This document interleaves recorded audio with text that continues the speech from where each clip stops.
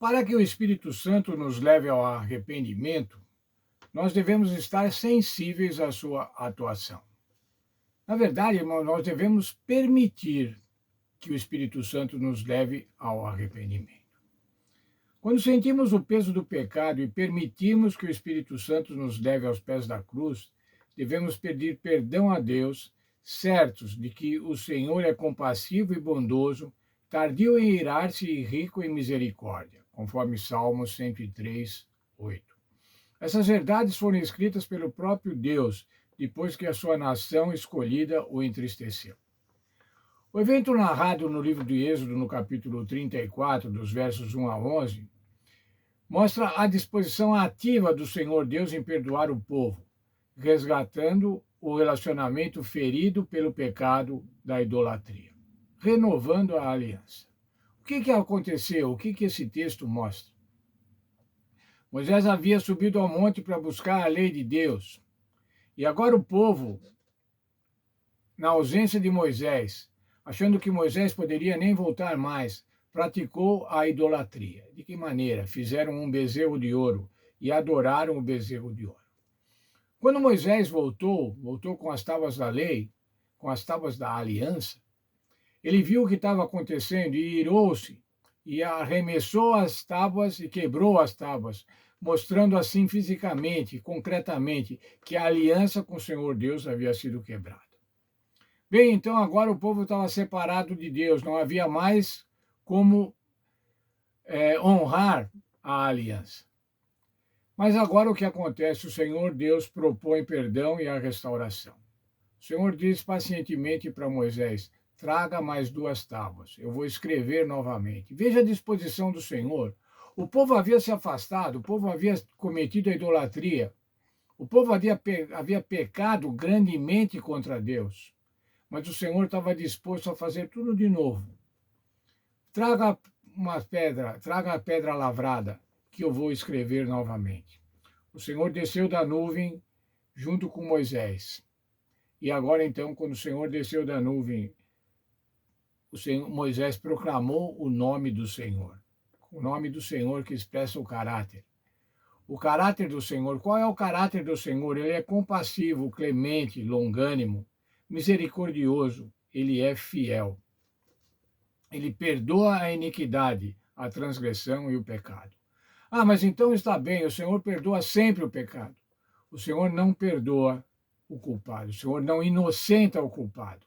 Isso quer dizer, aquele que tem um pecado acariciado, aquele que é um pecador contumaz, aquele que não quer abandonar o seu pecado, que não permite que o Espírito Santo produza o arrependimento, esse será condenado. O Senhor Deus fez então uma nova aliança com o povo e falou assim: eu vou mostrar maravilhas como nunca antes foram mostradas. E perdoou então a nação. O fato do Senhor ser compassivo, bondoso, tardio em irar-se, grande em misericórdia, comprova a razão pela qual Jesus morreu na cruz, para restaurar nosso relacionamento com Deus. Por que é que o Senhor Jesus morreu na cruz? Porque o Senhor Deus é compassivo, ele é bondoso, ele é tardio em irar-se, grande em misericórdia. Como já vimos nessa semana, não quer que ninguém morra. Essa é a eficaz intercessão de Cristo em favor dos pecadores. Quando estamos dispostos a reconhecer e confessar o pecado, dizendo, conforme Lucas 18, 13, ó Senhor, aqui estou outra vez, Deus de misericórdia, tem misericórdia de mim que sou pecador. Quem falou essas palavras? Quem falou essas palavras no templo foi o publicano. E quem era o publicano? O publicano era um pecador odiado pelo povo, traidor pelo povo.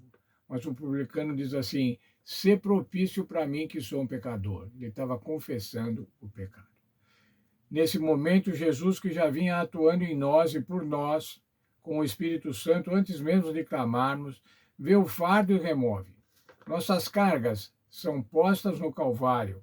Jesus certamente está muito perto quando vamos a Ele, e mesmo antes nos busca como bom pastor que está à porta e bate, conforme Apocalipse 3, 20. O Senhor Jesus está sempre ao alcance dos seres humanos. Não devemos permanecer longe da cruz, olhando Jesus à distância. Em vez disso, precisamos correr até Jesus, trocando nossos pecados e fardos por sua justiça. Conforme vimos lá no texto de Ezequiel, novos trajes para o sacerdote Josué, finos trajes de justiça. Nossa lição propõe um exercício, que nós reescrevamos com as nossas palavras alguns versos da Bíblia. O primeiro deles é porque o salário do pecado é a morte, mas o dom gratuito de Deus é a vida eterna em Cristo Jesus, nosso Senhor. Eu reescrevi esse verso e quero compartilhar com vocês. O Senhor troca graciosamente a nossa condenação de morte devida ao pecado pela vida eterna. Faça também esse exercício, transcreva esse verso com as suas palavras.